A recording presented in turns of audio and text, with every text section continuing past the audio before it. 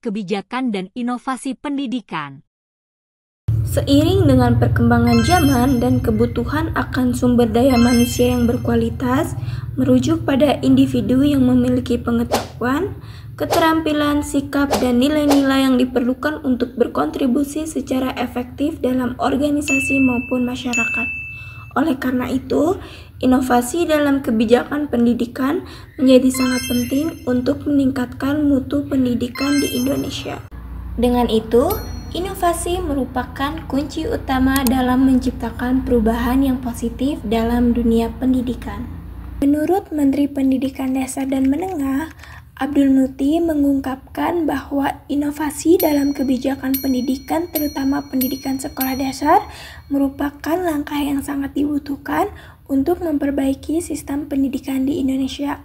Oleh karena itu, dengan adanya inovasi, diharapkan akan tercipta lingkungan belajar yang lebih efektif dan efisien, sehingga mutu pendidikan di Indonesia ini dapat meningkat secara signifikan. Salah satu inovasi dalam kebijakan pendidikan yang dapat diterapkan ialah pengembangan kurikulum yang relevan dengan tuntunan zaman. Karena kita sudah ada di zaman di abad 21, maka kebijakan-kebijakan perlu adanya inovasi yang sesuai dengan keadaan saat ini, yaitu penggunaan teknologi dalam proses pembelajaran. Dengan memanfaatkan teknologi, proses belajar mengajar dapat menjadi lebih menarik dan interaktif. Hal ini juga dapat meningkatkan minat belajar siswa dan membantu guru dalam menyampaikan materi pembelajaran dengan lebih efektif. Dengan mengimplementasikan inovasi dalam kebijakan pendidikan saat ini, kerjasama antara pemerintah, sekolah, guru, dan masyarakat sangatlah penting. Seperti yang telah kami lakukan wawancara mengenai kebijakan dan inovasi pendidikan dengan Ibu Hanifah, bahwa inovasi dalam kebijakan pendidikan saat ini dapat berhasil jika semua pihak saling bekerja sama dan memiliki komitmen yang kuat untuk menciptakan perubahan yang positif dalam dunia pendidikan. Pertama-tama yang harus dipersiapkan itu tentu mulai dari kepala sekolahnya ya, sebagai manajer, sebagai pemimpin gitu. Karena fungsi kepala sekolah sebagai manajer dan pemimpin itu sudah berbeda gitu ya. Bagaimana pada saat kepala sekolah harus jadi manajer itu saat apa, kepala sekolah saat memimpin itu seperti apa, itu sudah dua arah yang berbeda ya. Pertama dari penguatan kompetensi kepala sekolahnya dulu. Jadi kepala sekolah itu harus segala bisa. Kalau misalnya segala tuh bisa, kumaha gitu ya, kita nggak bisa ngasih masukan, nggak bisa diskusi sama guru-guru gitu. Guru-guru ada keluh kesah juga gitu, jadi bingung gitu ya. Jadi bingung, makanya sebagai kepala sekolah pun tetap harus meningkatkan kompetensi diri.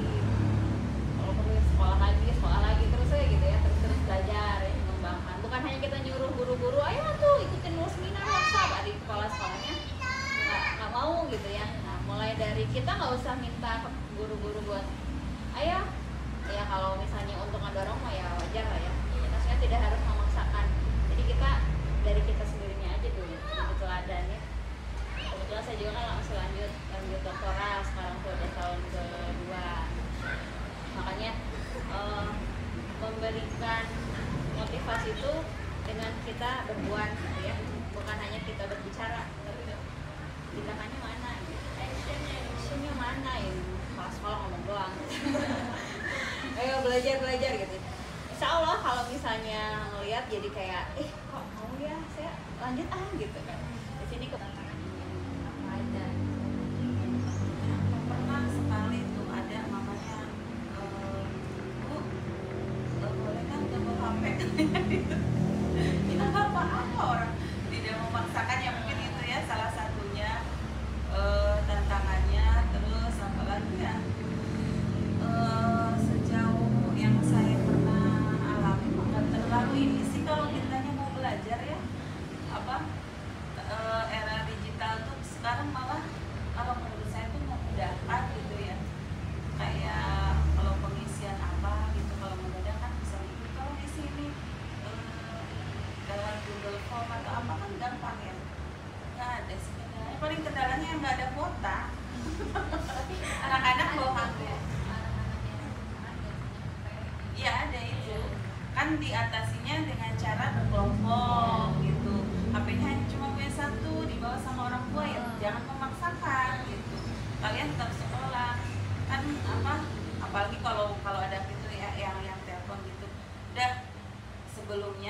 hari Rabunya tuh bagi kelompok dulu. Nanti kelompok 1 siapa yang siap bawa HP. Jadi cuma 1 orang satu kelompok gitu aja cara mengatasinya. Jadi udah dipersiapkan sehari Iya. Sehari itu udah tahu. Udah tinggal eksekusi. Dan selanjutnya bagaimana dukungan dari pihak sekolah bahkan kebijakan pendidikan di era persekolahan. Apakah sudah cukup membantu dalam upaya inovatif yang digunakan oleh Apa dukungan ya? Dukungan ya harus ditingkatkan lagi. Misalnya dengan cara menambah proyektor lagi gitu ya.